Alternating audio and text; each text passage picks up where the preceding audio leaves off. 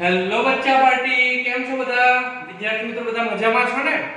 તો વિદ્યાર્થી મિત્રો, આજનો આપણો જે નવો કન્ટેન્ટ છે, જુદા જુદા દ્રવ્યની અવરોધકતા.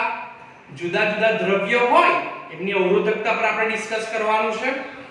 ઇંગ્લિશમાં વાત કરીએ તો resistivity of various material. Resistivity of various material. તો વિદ્યાર્થી મિત્રો, જુદા જુદા દ્રવ્યોની અવરોધકતા સમજતા પહેલા એકવાર ફરીથી અવરોધકતા શબ્દને રિમાઇન્ડ કરાવી દો. તો અવરોધકતા શબ્દ તમે દેખેલો ક્યાં વિદ્યાર્થી મિત્રો? તો જ્યારે આપણે અગાઉ અવરોધને અસર કરતા પરિબળો એટલે દ્રવ્યના અવરોધને અસર કરતા પરિબળોના કન્ટેન્ટની અંદર એક સૂત્ર આપણે સાબિત કરેલું, યાદ હશે, R proportional to L by A. યાદ આવે છે કે? તો આ જે આપણે આ સમપ્રમાણતાની જે નિશાની હતી એની જગ્યાએ આપણે બરાબર અને અચળાંક તરીકે યાદ કરો ρ મૂકેલો. તો ρ L by A. તો આ જે અવરોધના સૂત્રમાં અવરોધનું સૂત્ર હતું કે વાહકની લંબાઈ વધે એમ અવરોધના મૂલ્યમાં વધારો થાય, વાહકના આડછેદના ક્ષેત્રફળમાં વધારો થાય એમ અવરોધના મૂલ્યમાં ઘટાડો થાય, કારણ કે આડછેદનું ક્ષેત્રફળ વ્યસ્ત પ્રમાણમાં છે. તો આ સૂત્રની અંદર આપણે જે આ ρ મૂકેલો અચળાંક તરીકે, તો આને આપણે નામ આપેલું અવરોધકતા. શું નામ આપેલું વિદ્યાર્થી મિત્રો? અવરોધકતા. યાદ આવે છે કે નથી યાદ આવતી? એટલે અવરોધના સૂત્રની અંદર આપણે જે અચળાંક મૂકેલો, અવરોધના સૂત્રની અંદર જે અચળાંક મૂકેલો અવરોધકતા હતો. હવે અવરોધકતાને આપણે વ્યવહારમાં સમજવું તો કેવી રીતે સમજાય? તો વિદ્યાર્થી મિત્રો, અગાઉ આપણે વાત કરી છે વાહકતા. વાહકતાનો મતલબ એવી રીતે થાય કે એ પદાર્થની અંદરથી વિદ્યુત પ્રવાહનું વહન ખૂબ જ સરળતાથી થાય. જે પદાર્થની અંદરથી વિદ્યુત પ્રવાહનું વહન ખૂબ સરળતાથી થાય, તો એવું કહેતા હતા કે પદાર્થની વાહકતા ખૂબ જ સારી કહેવાય. તો ધાતુની અંદર વાહકતા ખૂબ જ સારી હોય. તો વાહકતાનું જે વ્યસ્ત હોય એને આપણે આગળ અવરોધકતાથી ઓળખેલું. યાદ આવે છે? વાહકતાને આપણે સિગ્મા થી ઓળખેલું અને જે અવરોધકતાને ρ થી કીધેલું. તો સિગ્મા ઇઝ ઇક્વલ ટુ 1/ρ. વાહકતા સારી એમ અવરોધકતા ઓછી. અવરોધનો મતલબ શું થાય વિદ્યાર્થી મિત્રો? કોઈ વિદ્યુત પ્રવાહનું વહન થતું હોય, એને વચ્ચે કોઈ પ્રતિરોધ નડે, બરાબર છે, કશું ઘર્ષણ નડે, એને તો આપણે અવરોધ કહેતા હોય છે ને આપણી રોજિંદા જીવનમાં. ઓકે, તો જે પદાર્થની વાહકતા સારી તે પદાર્થની અવરોધકતા ઓછી હોય વિદ્યાર્થી મિત્રો. અને જે અવાહકની અંદર શું હોય કે વાહકતા ખૂબ જ ઓછી હોય, ન બરાબર હોય, તો એનો મતલબ શું થાય કે અવાહકની અંદર અવરોધકતાનું મૂલ્ય કેવું હોય? વધુ હોય. એટલે અવરોધકતા અને વાહકતા એકબીજાના વ્યસ્ત પ્રમાણમાં હોય છે.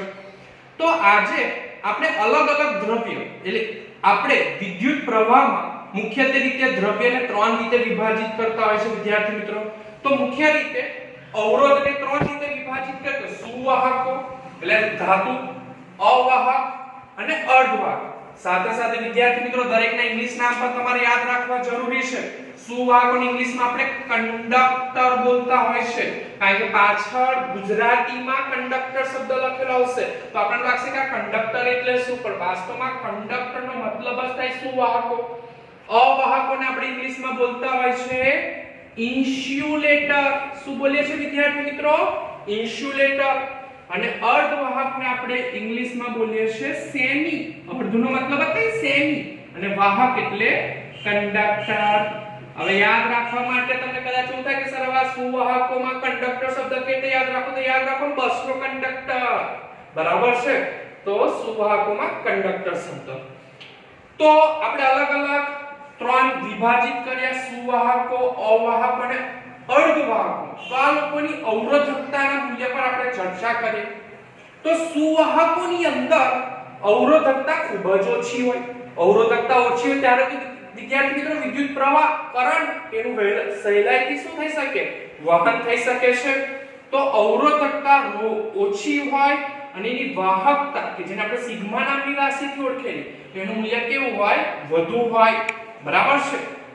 અવરોધકતાનું મૂલ્ય સુવાહકોની અંદર 10⁻⁸ ઓહમ મીટર થી 10⁻⁶ ઓહમ મીટર જેટલું હોય। આ માઈનસ એટલે ખૂબ જ ઓછું કહેવાય। તમે ઘાત દેખો વિદ્યાર્થી મિત્રો, -8 એટલે ખૂબ જ ઓછા મૂલ્યની અવરોધકતા હોય છે।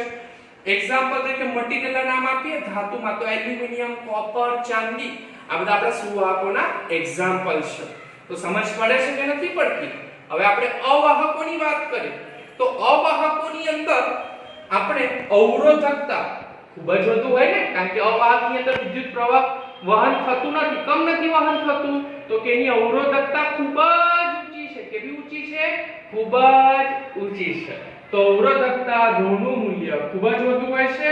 વાહકતા સિગ્મા, વાહકતા તો ખૂબ જ ન બરાબર હોય, કારણ કે અવરોધમાં અવાહકમાં વિદ્યાર્થી મિત્રો કેવી રીતે વિદ્યુત પ્રવાહ પસાર થાય? તો વાહકતા ન બરાબર છે।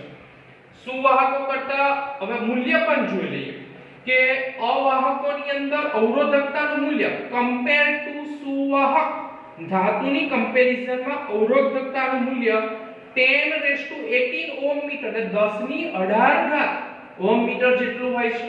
એટલે ખૂબ જ ઊંચું હોય છે। તમે ઘાત દેખો પ્લસ છે વિદ્યાર્થી મિત્રો। આમાં વિદ્યુત પ્રવાહનું વહન શક્ય નથી, કમ તો કે એની અવરોધકતા વધુ છે। અવરોધ પરથી આવે છે અવરોધકતા શબ્દ। ઉદાહરણ તરીકે લાકડું, રબર, પ્લાસ્ટિક વગેરે ખબર જ છે નામ તો। અને સેમિકન્ડક્ટરની વાત કરીએ, અર્ધવાહકની વાત કરીએ, વિદ્યાર્થી મિત્રો વચ્ચેનું મટીરીયલ હોય, સામાન્ય તાપમાન હોય। સામાન્ય તાપમાને એટલે હું તમને એક્ઝામ્પલ તરીકે કહું કે મારા હાથમાં અત્યારે એક સિલિકોનનો રોડ છે। આ સામાન્ય તાપમાન એટલે ઓરડાના તાપમાને 27°C આપણે ઓરડાનું તાપમાન લેતા હોય છે। તો એ વખતે આની અવરોધકતા ખૂબ જ ઊંચી હોય, ખૂબ જ ઊંચી, મતલબ કે શરૂઆતમાં એ અવાહક તરીકે કામ કરે। પરંતુ આ જો સિલિકોનના સળિયાને પર હું તાપમાન આપવાનું ચાલુ કરું, શું આપવાનું ચાલુ કરું? તાપમાન આપવાનું ચાલુ કરું, એટલે જેમ જેમ આનું તાપમાન વધતું જશે એમ એમ એની અવરોધકતાના મૂલ્યમાં ઘટાડો થશે। અને અવરોધકતા ઘટેનો મતલબ શું થાય? વાહકતા વધી। એટલે જેમ તાપમાન વધારીશું એમ આની અવરોધકતાના મૂલ્યમાં ઘટાડો થશે અને વાહકતા વધશે। એટલે કે પછી એ વાહક તરીકે કામ કરવા માંડે છે। એટલા માટે જ આપણે નામ આપીએ સેમિકન્ડક્ટર। તો સુવાહકો અને અવાહકોની વચ્ચે એ કયા સૂત્રને આધારિત કામ કરે છે? તો અવરોધકતા અને તાપમાન એકબીજાના વ્યસ્ત પ્રમાણમાં છે। મેં ઓડે જ વાત કરી તમારી સાથે કે જેમ જેમ અર્ધવાહક મટીરીયલ ઉપર તાપમાન વધવાનું શરૂઆત કરીશું, તાપમાન ઇન્ક્રીઝ થશે, વધશે, તો અવરોધકતાની અંદર શું નોંધાશે? ઘટાડો નોંધાશે। એક્ઝામ્પલ તરીકે સિલિકોન, જર્મેનિયમ વગેરે વિદ્યાર્થી મિત્રો, સિલિકોન, જર્મેનિયમ વગેરે। હવે આપણે એટલે એવું અત્યારે માનવા પ્રેરાઈએ કે અવરોધકતા તો વાસ્તવિકતાની અંદર આપણે જ્યારે વિદ્યુત પ્રવાહનું વહન કરાવવાનું હોય, કોઈ પરિપથની અંદર વિદ્યુત પ્રવાહનું વહન કરાવવાનું હોય તો અવરોધકતાનું મૂલ્ય તો ખૂબ જ ઓછું હોવું જોઈએ। કારણ કે વાહકતા વધારે હોય એટલે વિદ્યુત પ્રવાહ સારી રીતે પસાર થાય અને ઊર્જાનો જે વ્યય થતો હોય એ પણ ઓછો થાય, આપણે એવું માનવા પ્રેરાઈએ। પણ વિદ્યાર્થી મિત્રો એવું નથી। આપણે અમુક ચોક્કસ જગ્યાએ વિદ્યુત પ્રવાહનું નિયંત્રણ કરવાનું થાય છે। વિદ્યુત પ્રવાહનું શું કરવું પડે? નિયંત્રણ। તો પરિપથની અંદર આપણે થોડા એવા પદાર્થો મૂકવા પડે છે કે જેની અવરોધકતા ખૂબ જ વધુ મળે, આપણને વધુ હોય। તો આપણે અવરોધોને કનેક્ટ કરીને, હવે એક્ઝામ્પલ તરીકે હું તમને એક પરિપથ બતાવું છું કે ધારો કે અત્યારે એક મારો લેમ્પ છે, અત્યારે લેમ્પ અને અહીંયા બેટરી સાથે મેં કનેક્ટ કરું છું। હવે અહીંયા મેં એક સ્વિચ રાખી દઉં છું। હવે આ બેટરી જે છે એ ખૂબ જ ઊંચા મૂલ્યની છે એવું આપણે માની લઈએ। કારણ કે તમે દેખો છો કે મેં થોડી હેવી બેટરી જોડેલી છે। તો અહીંયા અત્યારે એક અવરોધની નિશાની દોરી રહ્યો છું। તો એ અવરોધ જે છે એ ચલિત અવરોધ મૂકી દઉં છું। તો તમે કહેશો સર અવરોધ શા માટે જોઈન કરો છો? સર તમે આ અવરોધ જોઈન કરશો તો આ બેટરીને જે પાવર મળશે એ તો ઓછો મળશે। સર ઊર્જાનો ખોટો વ્યય શું કરો છો? પણ જો હું આ અવરોધ જોઈન્ટ જ ના કરું ને સીધી લેમ્પને સપ્લાય આપી દઉં તો લેમ્પની કેપેસિટી અમુકવાર હોતી નથી અથવા તો ખૂબ જ ઓછી હોય છે। તો એ વોલ્ટેજ વિદ્યુત સ્થિતિમાનનો તફાવત સહન ન કરી શકે ને લેમ્પ સીધો ઉડી જાય। બરાબર છે। એની કેપેસિટી કરતા કશું આપણે વધારે ખાઈ લઈએ તો આપણે વોમિટિંગ થાય તો આપણને નુકસાન થાય કે ના થાય, એવી રીતે જો એની કેપેસિટી કરતા બહારથી જો એમાં વિદ્યુત પ્રવાહ વધારે પસાર થઈ જાય તો એ લેમ્પને નુકસાન થવાની જરૂર હોય। તો એ વખતે આપણે બાહ્ય એક આપણે જે લેબોરેટરીમાં રિયોસ્ટેટ નામના સાધનથી ઓળખતા હોય છે, ચલિત અવરોધ તો જોડતા હોય છે। તો આ અવરોધના મૂલ્યમાં ફેરફાર કરીને એટલે અવરોધનો મૂલ્યમાં ફેરફાર કરીને હું વચ્ચે અવરોધ કનેક્ટ કરતો વિદ્યાર્થી મિત્રો, શું બોલો સમજ પડે છે ને? તો વિદ્યુત પ્રવાહ આમાંથી જે પસાર થાય છે, શું બોલો સમજ પડે છે? અવરોધ કનેક્ટ કરતો તો આમાંથી જે વિદ્યુત પ્રવાહ લેમ્પમાંથી અહીંયાથી લેમ્પમાંથી ચાલો વિદ્યુત પ્રવાહ આમ પસાર થયો, કારણ કે વિદ્યુત પ્રવાહ હંમેશા ધન છેડાથી કયા છેડા તરફ આવે? ઋણ છેડા તરફ આવે। તો વિદ્યુત પ્રવાહનો જે વ્યય હું થોડો અહીંયા કરી દઉં તો લેમ્પને મળતો થોડો પાવર કેવો થઈ ગયો? ઓછો થઈ ગયો, બરાબર છે। વચ્ચે આપણે થોડો પાવરનો અવરોધ દ્વારા શું કરી લઈએ? વ્યય કરી લઈએ।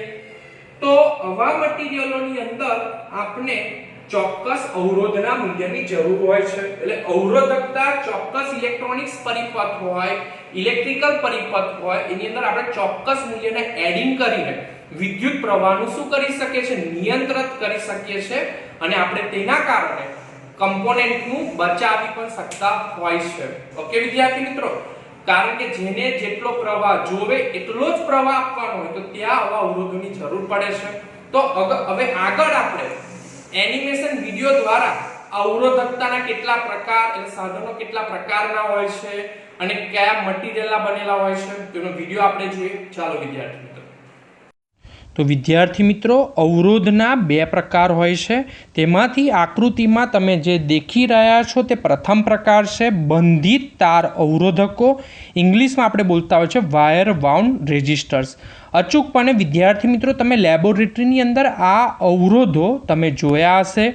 તો આ અવરોધને આપણે બનાવવા માટે એક ચોક્કસ યોગ્ય આધાર ઉપર તેની ઉપર મેગ્નીન, કોન્સ્ટન્ટ, નિક્રોમ અને તેમના જેવી મિશ્ર ધાતુનો તાર વીંટાળીને બનતા હોય છે। આ કોઇલનો એક મુખ્ય ગુણધર્મ એવો હોય છે કે તાપમાનમાં સતત 6 ફેરફાર થાય, પણ આ કોઇલના જે દ્રવ્યમાં એના ગુણધર્મના લીધે અવરોધકતાનો ફેરફાર થતો નથી। એટલે કહેવાનું તાત્પર્ય એવું છે કે આવા દ્રવ્યોની અવરોધકતા તાપમાનના ફેરફાર સાથે ખાસ બદલાતો નથી। એટલે લેબોરેટરીમાં પ્રયોગશાળાની અંદર વિદ્યાર્થી મિત્રો તાપમાન બદલાય પણ અવરોધકતાનું મૂલ્ય બદલાવવું ન જોઈએ। તો નિક્રોમ, કોન્સ્ટન્ટ, મેગ્નીન જેવા મટીરિયલ્સ છે તે આવા ગુણધર્મ ધરાવે છે કે જેનું તાપમાનમાં ફેરફાર થાય પણ અવરોધમાં ફેરફાર થતો નથી। તો માર્કેટની અંદર આવા અવરોધો આપણાને 1 ઓહમથી માંડીને 100 ઓહમ જેટલા મળતા હોય છે। તમે આકૃતિમાં ઉપર એક સ્લાઇડિંગ કોન્ટેક અત્યારે દેખી શકો છો। તો સ્લાઇડિંગ કોન્ટેકની મદદથી તમે તેના મૂલ્યમાં ફેરફાર કરીને અવરોધના મૂલ્યમાં ફેરફાર કરી શકો છો અને અવરોધના મૂલ્યમાં ફેરફાર થાય એટલે આપણે વિદ્યુત પ્રવાહના મૂલ્યમાં ફેરફાર કરીને વિદ્યુત પ્રવાહનું નિયંત્રણ કરી શકીએ છીએ। તો વિદ્યાર્થી મિત્રો આ પ્રથમ પ્રકાર થયો બંધિત તાર અવરોધકો। તો હવે જે બીજો પ્રકાર આવી રહ્યો છે તમે સ્ક્રીન પર દેખી શકશો, કાર્બન અવરોધો, કાર્બન રેઝિસ્ટર્સ બતાવી રહ્યા છે। તો કાર્બન અવરોધ બનાવવા માટે આપણે શુદ્ધ ગ્રેફાઇટનું રેઝિન જેવા પદાર્થો સાથે, કોનું વિદ્યાર્થી મિત્રો? શુદ્ધ ગ્રેફાઇટનું રેઝિન જેવા પદાર્થો સાથે મિશ્ર કરો, બરાબર, અને પછી આ મિશ્રણને ઊંચા તાપમાને ગરમ કરી દબાણ આપી તમે આકૃતિમાં દેખી શકશો કે ચોક્કસ નળાકાર ઢાળ આપવામાં આવે છે। સાથે સાથે તમે આકૃતિમાં દેખી શકો છો કે નળાકાર ઢાળ આપ્યા પછી તેમાંથી 2 છેડે તાર કાઢવામાં આવેલા છે। તો 2 છેડે તાર કાઢવામાં આવે છે વિદ્યાર્થી મિત્રો। હવે આ રચના તૈયાર થાય પછી આ સમગ્ર રચના પર અવાહક દ્રવ્ય તરીકે સિરામિક અથવા તો પ્લાસ્ટિકનું આવરણ લગાડવામાં આવે છે। વયરમાં વિદ્યાર્થી મિત્રો આ કાર્બન અવરોધ માર્કેટની અંદર આપણાને 1 ઓહમથી 100 મેગા ઓહમના ગાળામાં ઉપલબ્ધ હોય છે. આવા કાર્બન અવરોધોનો બહોળા પ્રમાણમાં ઇલેક્ટ્રોનિક્સ પરિપથ એટલે કે તમે કોઈ પણ ઇલેક્ટ્રોનિક્સ પરિપથ રિમોટની સર્કિટ લઈ લો, ટીવીની સર્કિટ લઈ લો, ચાર્જરની સર્કિટ લઈ લો, મોબાઈલ ચાર્જર હોયની સર્કિટ લઈ લો, તો એની અંદર આ જોવા મળે છે. આનો મુખ્ય ફાયદો એ છે કે તેનું કદ નાનું છે અને માર્કેટમાં ખૂબ જ ઓછી કિંમતમાં મળે છે. હવે એનું કદ નાનું હોવાને કારણે તેનું મૂલ્ય આપને તેના ઉપર લખી શકતા નથી, શાબ્દિક રીતે કે ગાણિતિક રીતે દર્શાવી નથી શકતા. તે માટે તમે આકૃતિમાં દેખી શકો છો કે તેના પર કલર કોડિંગ પાડવામાં આવે છે. તો વિદ્યાર્થી મિત્રો, આ વિડીયો લેક્ચર પૂરો થશે એટલે આપણે પાછા ક્લાસરૂમમાં પરત ફરીશું. તો આ કલર કોડિંગ પરથી તમે તેના અવરોધનું મૂલ્ય ગાણિતિક રીતે કેવી રીતે મેળવી શકો તેને આપણે ભણીશું. તો આવા અવરોધો તમારા ઘરે કોઈ રિમોટની સર્કિટ બગડેલી હોય તેમાં તમે દેખી શકો છો. તો વિદ્યાર્થી મિત્રો, તમે આગળ વિડિયોના લેક્ચરમાં દેખ્યું કે અવરોધના બે પ્રકાર હતા, એક વાયર બાઉન્ડ અવરોધ અને કાર્બન અવરોધ. તો હવેનો જે ટોપિક આગળ વધી રહ્યો છે, પરીક્ષાની અંદર એમસીક્યુ માટે વેરી મોસ્ટ ટાઈમથી ગુજકેટ અને નીટ માટે પણ ખૂબ જ અગત્યના ટોપિક પર હું વાત કરવા જઈ રહ્યો છું કે જે એમસીક્યુ ની અંદર 100% પૂછાવાની પોસિબિલિટી રહેલી છે. વિદ્યાર્થી મિત્રો, તો કાર્બન અવરોધ ના આપણે વર્ણ સંકેત જોવાના છે. તમે આગળ અત્યારે તો નો ડાઉટ વિદ્યાર્થી મિત્રો મારી પાસે કલર પેન છે કે હું ભૂરી પેન થી બતાવ્યા છે, પણ તમે આગળ કાર્બન અવરોધને તમે આગળ ચિત્રની અંદર તમે કલરિંગ ની અંદર દેખ્યું હશે. તો કલરિંગ ની અંદર તમે જે જોયું વિદ્યાર્થી મિત્રો, તો એની અંદર તમને અલગ કલરો અંદર જોવા મળ્યા. તો એ કલર પરથી એ અવરોધનું મૂલ્ય કેટલું થાય એ આપણને ખબર પડી શકે નહીં. કારણ કે વિદ્યાર્થી મિત્રો, તમે ચિત્રની અંદર જે દેખો છો એ વાસ્તવમાં અતિ સૂક્ષ્મ, એકદમ નાનું અમથું, એકદમ ચપટી જેટલું હોય. હવે એટલાની અંદર આપણે કે પેનથી એ અવરોધના મૂલ્યને શાબ્દિક સ્વરૂપે લખી શકતા નથી, કે આંકડાકીય રીતે નથી લખી શકતા કે ભાઈ આ અવરોધનું મૂલ્ય 100 ઓહમ છે, આ અવરોધનું મૂલ્ય 50 ઓહમ છે. આપણે આંકડાકીય રીતે લખી શકતા નથી. તો વૈજ્ઞાનિકો એના માટે એ અવરોધની ઉપર કલર કોડિંગ મેથડ પાડી અને કલર કોડિંગની મદદથી આપણે એને અવરોધના મૂલ્યમાં શાબ્દિક સ્વરૂપે, ગાણિતિક સ્વરૂપે કેવી રીતે લખી શકીશું એ શોધવાની મેથડ છે. તો આજે અત્યારે એમસીક્યુ માટે પણ આ પોઈન્ટ ખૂબ જ અગત્યનો હોય છે. તો આપણે સર્વપ્રથમ વિદ્યાર્થી મિત્રો એક કોષ્ટક મોટું થઈને યાદ રાખવું પડશે. તો તમે કહો સર આ કોષ્ટક ખાલી છે, તો આ કોષ્ટકને વડે હું ભરી દઈશ. પણ એમ જો આ કોષ્ટકને તમે યાદ રાખવાનો પ્રયત્ન કરો તો ખૂબ જ અઘરું છે, પરંતુ મને હું શોર્ટકટની રીતે શીખવાડું છું. તો શોર્ટકટ રીતે પહેલા તો આપણે રંગ લખવાના છે. તો રંગ ટોટલ 13 રંગ લખવાના છે વિદ્યાર્થી મિત્રો, અને એ પણ ક્રમશઃ લાઈન ટુ લાઈન. તો હવે એટલા લાઈન ટુ લાઈનમાં તો આગળ પાછળ થવાની સંભાવના રહે ને, તો એને યાદ રાખવાની એક ટેકનિક આપું છું. આ એક લીટી બોર્ડ પર તમને દેખાશે, તો એક ખૂબ જ ધ્યાનથી 5 વાર મોઢે લખીને યાદ રાખી લેજો. આના પરથી તમને કલર કોડિંગ યાદ રાખવું ખૂબ જ ઈઝી પડશે અને કોષ્ટક બનાવવું ખૂબ જ ઈઝી થઈ જશે. તો સમજો ને, એક બીબી રોય નામનો એક વ્યક્તિ છે. કોણ છે? બીબી રોય. આટલી લીટી યાદ રાખી લો. એક બીબી રોય નામનો વ્યક્તિ છે વિદ્યાર્થી મિત્રો. એ લખે છે go to Bombay via Goa. એટલે વિદ્યાર્થી મિત્રો એને ગોવા જવું હોય છે, પણ એ ગોવા જવા માટે વાયા બોમ્બેના રસ્તેથી જાય છે અને સાથે સાથે ગોલ્ડ અને સિલ્વર લેતો જાય છે. તો આપણે યાદ રાખવા માટે શું બોલીએ છે? B B Roy go to Bombay. B B Roy નામનો વ્યક્તિ છે એ go to Bombay via Goa with gold and silver. 5 વાર બોલજો, યાદ રાખજો. હવે આની અંદરથી હું જે શબ્દની લીટી લખું છું એના ઇંગ્લિશ નામ પણ બોલતો જઈશ અને અહીંયા લખતો જઈશ. હવે અહીંયા ટોટલ જે શબ્દની નીચે પેલા બ્લેક અંડરલાઈન લખું છું એ આપણા કલરના નામ થઈ જશે. એટલે બી બી રો અ ય ગો. આ ટુ કન્સિડર કરવાનું નથી. બોમ્બે નો બ, વાયાનો વ, ગોવાનો ગ. અને આ ત્રણ ઇંગ્લિશ શબ્દમાંથી આપણે ગોલ્ડ એન્ડ સિલ્વર કન્સિડર કરવાનો છે. બાકીના શબ્દ આપણી લીટી બને તે માટે આપણે લીધેલા છે.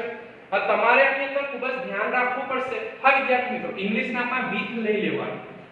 તો આની અંદર બી બરાબર, એટલે આપણે ચાલો બી રોય, બી રોય, ગો એટલે ગો નો સ્પેલિંગ જી થી ચાલુ થાય ને, તો ગો ટુ શબ્દ ખાલી તો લીટી બનાવવા માટે છે, ટુ ને કન્સિડર નહીં કરવાનો. બોમ્બે નો બી, વાયા નો વી, ગોવા નો જી, અને અહીંયા આપણે ડબલ્યુ અને ગોલ્ડ એન્ડ સિલ્વર, એ તો આપણો કલર જ છે વિદ્યાર્થી મિત્રો. તો આટલા શબ્દ તમારે આના પરથી આટલા શબ્દ જનરેટ થાય છે. B Roy, go to Bombay, via Goa, with gold and silver. સમજ પડી ગઈ? ચાલો, હવે બધાની અંદર તમારે જો ધ્યાનથી કે ટોટલ 3 બી આવે છે. ટોટલ 3 બી આવે એટલે 3 બી ની અંદર પણ તમારે કલર ક્રમશઃ લખવાના, એટલે ઉલટ-સુલટ ના થઈ જાય એનું ધ્યાન રાખજો. એટલે 3 બી અને 2 જી ની અંદર તમારે ખાસ યાદ રાખવાનું રહેશે. તો પહેલો બી જે આવે છે ને વિદ્યાર્થી મિત્રો, એ બ્લેક રંગનો આવે છે. એટલે બ્લેક એટલે ગુજરાતીમાં આપણે કયો રંગ બોલતા હોય છે? કાળો. બરાબર છે. બીજો બી આવે છે એ બ્રાઉન શબ્દ માટે છે. બ્રાઉન એટલે ગુજરાતીમાં બોલીએ છીએ આપણે કથ્થઈ.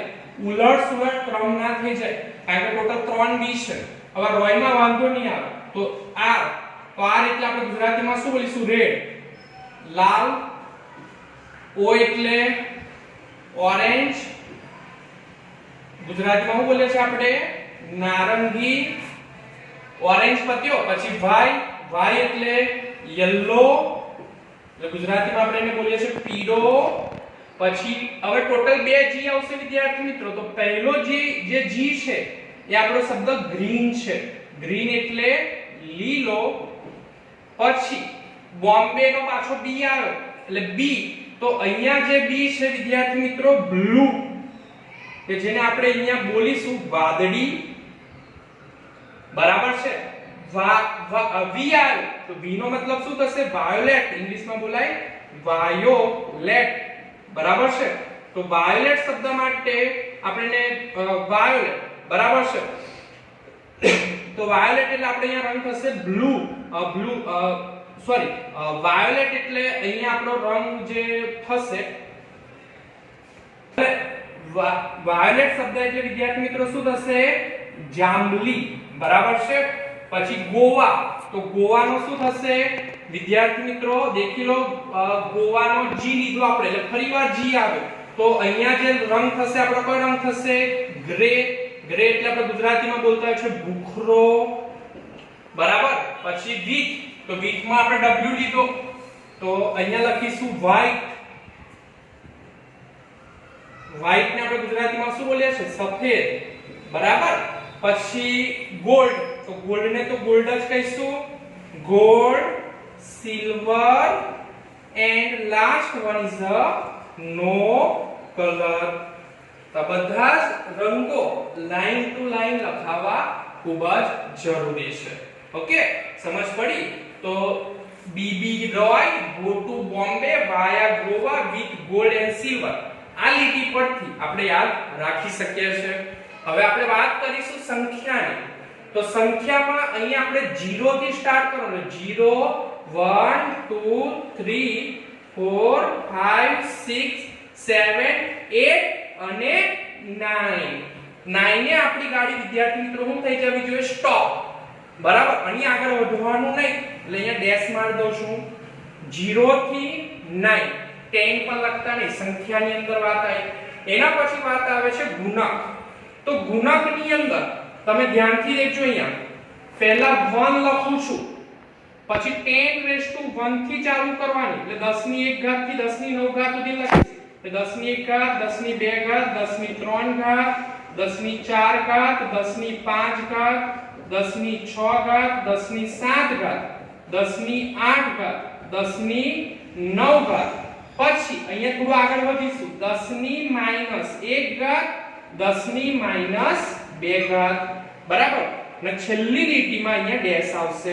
તો આ ક્રમ યાદ રાખો કે અહીંયા 1 થી સ્ટાર્ટ કરો, પછી 10 ની 1 ઘાત થી 10 ની 9 ઘાત, પછી 10 ની -1 ઘાત, 10 ની -2 ઘાત, છેલ્લે ડેશ.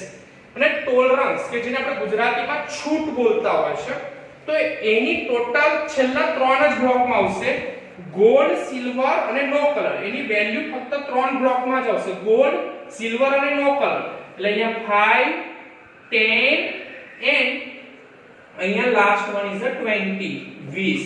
અને ઉપરની બધી લીટીઓ એની ડેશ આવશે. તો જો વિદ્યાર્થી મિત્રો તમને આ બ્લોક યાદ રહે તો જ તમે MCQ ડન કરી શકશો, નહીં તો કરી શકો નહીં. હવે આ યાદ રાખવા ખૂબ જ ઈઝી છે. જો તમને કલર કોડિંગ યાદ રાખવાની મેં પદ્ધતિ બતાવી, તો 3 બ્લોકમાં ક્રમશઃ સંખ્યા, ગુણક અને ટોલરન્સ બરાબર છે. તો આ રીતે 0 થી 9, પછી 1 થી સ્ટાર્ટ કરો, 10 થી 10 પછી 10 -1 10 છેલ્લો બ્લોક ડેશ. અને આમાં ટોલરન્સ ની અંદર ફક્ત છેલ્લા 3 બ્લોક જ 5 10 અને 20. બરાબર, યાદ રહી જશે પ્રયત્ન કરશો તો. હવે ચાલો આપણે અહીંયા જોઈશું કે અહીંયા મારી પાસે કાર્બન અવરોધ છે, એની ઉપર વાસ્તવમાં એટલે કે લાલ અને સિલ્વર એવું લખ્યું ના હોય. તમે આકૃતિમાં દેખ્યું ઉપર અહીંયા આવા 4 પટ્ટા પાડેલા હોય. તો અહીંયા જો તમને 4 પટ્ટાની અંદર જો અવરોધની અંદર ધારો કે પહેલા 3 પટ્ટાની અંદર અહીંયા લખે છે કે 3 લાલ પટ્ટા છે અને ચોથો પટ્ટો એ સિલ્વર છે, તો આ જે કાર્બન અવરોધનું મૂલ્ય તમે જણાવો. તો હું એક તમને સૂત્ર આપું છું. તો સૂત્ર તમે અહીંયા દેખો, અહીંયા ટોટલ જે લખું છું ધ્યાનથી દેખજો. 4 ખાલી જગ્યા પાડી છે. આ 1 2 3 અને 4.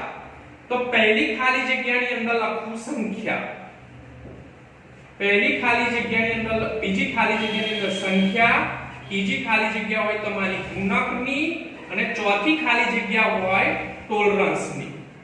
અને તમે ધ્યાનથી દેખી શકો છો વિદ્યાર્થી મિત્રો કે આ ખાલી જગ્યાઓની જે વચ્ચે આપણે અહીંયા નિશાની પણ મૂકી છે. હું અહીંયા બ્લુ લીટીથી બતાવવાનો પ્રયત્ન કરું છું. પહેલી 2 ખાલી જગ્યા પછી તમે નિશાની અહીંયા મૂકશો ગુણાકારની, અને એના પછીની ખાલી જગ્યાની અંદર નિશાની મૂકશો વત્તા ઓછા. તો ચાલો આ ખાલી જગ્યા યાદ રહી ગઈ. સંખ્યા ગુણ્યા ગુણક વત્તા ઓછા ટોલરન્સ. હવે દેખો તમને કેટલું ઈઝીલી યાદ રહી જશે. ચાલો હવે આપણે કલર દેખો અનુસાર લાઈન ટુ લાઈન. પહેલો કલર અહીંયા આપણને પહેલો પટ્ટો છે લાલ રંગનો છે. તો ચાલો અહીંયા લાલ રંગની અંદર એટલે પહેલી ખાલી જગ્યામાં અહીંયા લાલ રંગ છે, એટલે હું અહીંયા લખી દઉં છું. તમે દેખો લાલ લાલ લાલ અને સિલ્વર. સમજ પડે છે કે નથી પડતી? ચાલો હવે અહીંયા સંખ્યા પણ સંખ્યામાં કયો કલર જોવાનો આપણે? લાલ રંગ જોવાનો. તો પહેલી ખાલી જગ્યાની સંખ્યા લખવાની છે લાલ કલરની. તો ચાલો સંખ્યા દેખાય છે તમને બધાને? આ સંખ્યાની અંદર લાલ કલર ફરો તો લાલ કલરનો નંબર કયો છે? 2 નંબર છે ને, દેખાય છે ને? તો અહીંયા હું લખીશ 2 નંબર. ઓકે, ચાલો પછી બીજામાં લાલ કલર છે, સંખ્યામાં જુઓ તો લાલ કલર માટે આપણે કયો નંબર છે વિદ્યાર્થી મિત્રો? 2. તો 2 થઈ ગયો કે ના થઈ ગયો? ત્રીજાની અંદર દેખો ગુણક. તો ગુણકની અંદર લાલ રંગ, તો ગુણક દેખાય છે, એની અંદર લાલ રંગમાં શું લખ્યું છે? 10⁻². તો અહીંયા આપણે શું લખી દઈશું? 10⁻². સિલ્વર કલર દેખો, તો સિલ્વર કલરની અંદર હવે જો દેખો સિલ્વરની નામ નીચે છે ટોલરન્સ. તો ટોલરન્સ ની અંદર દેખો તો 10 લખ્યા છે ને, તો અહીંયા આપણે શું લખી દઈશું? 10. તો આ વેલ્યુ આપણી કેટલી મળી કહેવાય? 22 ગુણ્યા 10 ની 2 ઘાત વત્તા ઓછા 10% અને પાછળ અવરોધનો એકમ થઈ ગયો ઓહમ. યાદ રહેશે કે નહીં રહે તમને? બરાબર. ચાલો આપણે બીજાનું બનાવવાનો પ્રયત્ન કરીએ. અહીંયા હવે હું અહીંયા ખાલી જગ્યાઓ લખું નહીં. પીળો રંગ પ્રથમ, બીજો રંગ જાંબલી, ત્રીજો રંગ કથ્થઈ અને ચોથો રંગ વિદ્યાર્થી મિત્રો કયો? ગોલ્ડ. તો પહેલી 2 વસ્તુ સંખ્યા રિપ્રેઝન્ટ કરે, સંખ્યા, પછી નિશાની ગુણાકારની, પછી ત્રીજો રંગ એક ગુણક, પછી વત્તા ઓછા, અને છેલ્લો ખાલી જગ્યા આપણી કોની આવે? ટોલરન્સની. બરાબર છે, યાદ રહેશે તમને. ચાલો તો આપણે દેખીએ કે અહીંયા પીળો રંગ, ચાલો તો પીળો રંગ અહીંયા ફરો તો પીળો રંગનો નંબર કયો છે? 4 નંબર છે. તો અહીંયા 4 નંબર આપણે લખીએ. દેખો અહીંયા તો 4 લખ્યા મેં, બરાબર. જાંબલી રંગ બીજો નંબર પણ સંખ્યા ઇન્ડિકેટ કરતો. ચાલો અહીંયા જાંબલી રંગ ફરો તો સંખ્યામાં જાંબલી રંગનો નંબર કયો છે? 7. તો અહીંયા 7 લખી દીધા મેં. પછી વચ્ચે કઈ નિશાની? ગુણાકારની.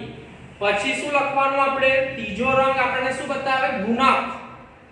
તો ગુણાકારમાં ગુણક. તો કથ્થઈ રંગ, ચલો કથ્થઈ રંગ ફરો તો કથ્થઈ, હા બ્રાઉન. તેનો ગુણક કેટલો છે? 10⁻1. સમજ પડે છે? પછી વત્તા ઓછા અને પછી છેલ્લો રંગ એ ટોલરન્સ નો આવે તો ગોલ્ડ. તો ગોલ્ડ ની અંદર ટોલરન્સ દેખો 5 છે, તો અહીંયા લખીશ 5. સમજ પડી કે ના પડી? અને ટકા આ ટોલરન્સ થઈ ગયો અને પાછળ એકમ લખી દો ઓહમ. તો અવરોધનું મૂલ્ય મળી ગયું. આવડે કે ના આવડે? આવડે ને? ઓકે. હવે આ તો મેં તમને કલર પરથી અવરોધના મૂલ્ય શોધતા શીખવાડ્યા, પણ અમુક વાર પરીક્ષાની અંદર તમને અવરોધની માહિતી તમને ગાણિતિક રીતે આપી દે અને એવું કહેશે કે ચાલો એનો કલર કોડિંગ શીખવાડો.